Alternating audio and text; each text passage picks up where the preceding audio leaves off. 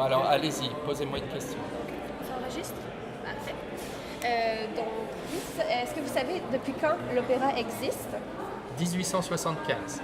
Mais le premier opéra créé à Paris et surtout en France, c'est par Louis XIV, c'est 1669. Voilà. Louis XIV a créé l'Académie royale de musique en 1669 et ici c'est le 13e théâtre à Paris, les 12 autres ayant brûlé avant. Oh!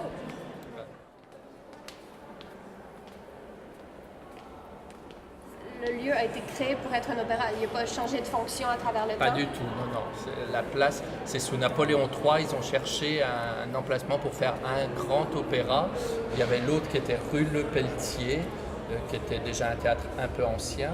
Et donc ils voulaient, sous Haussmann, créer un très bel édifice.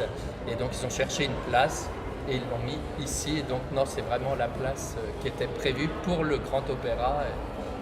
Et il est toujours là, on touche du bois, il n'a pas brûlé.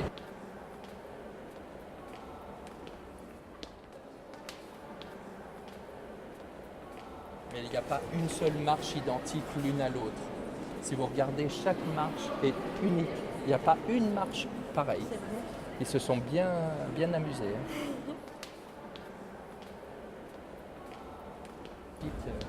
Savez-vous qui a peint la... Alors ça c'est, oui, c'est Isidore Pilz.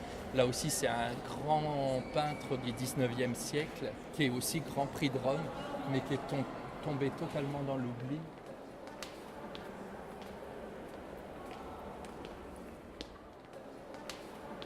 Donc là, juste un petit peu d'histoire, ici on a la tragédie avec le glaive et le masque, et de ce côté-là on a l'harmonie avec la harpe, et la tragédie plus l'harmonie, les deux réunis, ça donne l'opéra.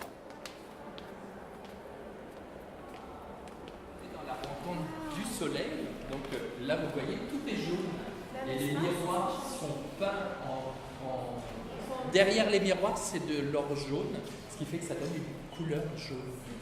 C'est ça la spécificité par rapport à là-bas où ça donne du blanc.